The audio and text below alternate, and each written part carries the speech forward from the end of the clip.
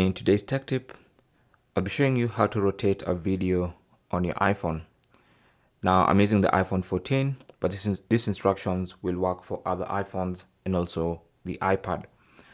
So just go to your iPhone's gallery, the photos app, and find the video you want to rotate. Mine is this one. And so what you need to do is tap on edit in the upper right side. And then once you tap on edit, tap on the crop icon at the bottom there, this one right here. So tap on that, and then you should see the rotate icon.